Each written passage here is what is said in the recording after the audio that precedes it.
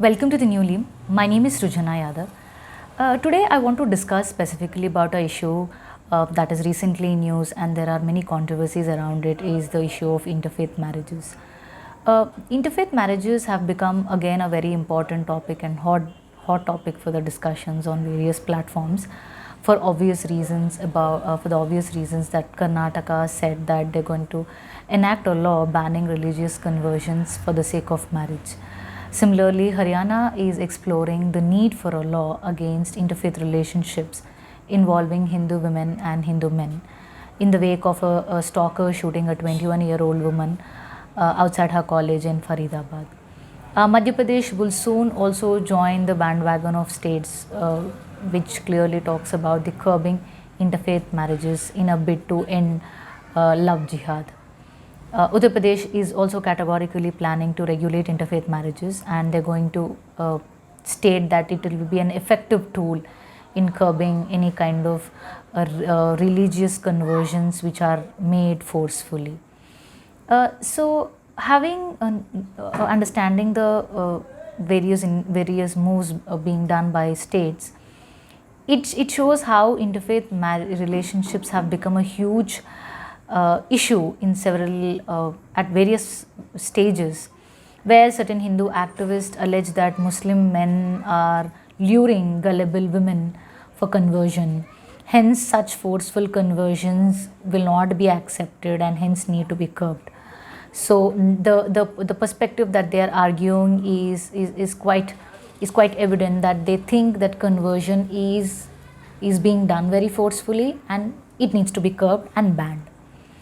However, there are some experts who've been reading the institution of marriage, religion, caste, race, and gender. They're trying to highlight that adult women and men are free to convert under the constitutional right to freedom of religion. Any group of people, any particular individual belonging to any creed or caste or gender have a constitutional right to choose the religion or the faith that they want to practice or that they want to associate with.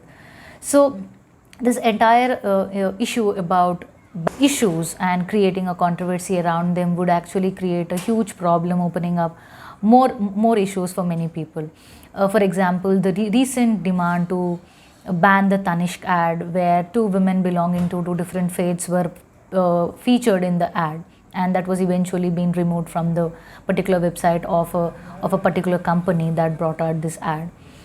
So on this, we also have certain varied opinions, which would, I think, definitely help us in building a perspective, looking at various levels. Sociologists fundamentally believe that mixed marriages, be it interreligious, interfaith, or intercaste, brings in and helps in socio-cultural assimilation of communities and facilitate better integration into the society. And it also addresses the existing social harmony aspect, where many people belonging to different groups come together and build a sense of fraternity, solidarity, and bring in the diversity to the existing composite culture that we have.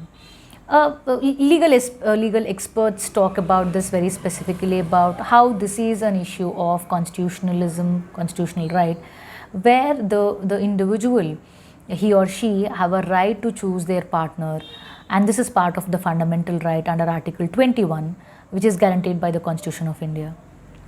So the problem specifically comes about interfaith religion or interfaith marriages is that this is particularly targeting a particular group of people who practice a particular faith or a religion. Hence, that's definitely a problem.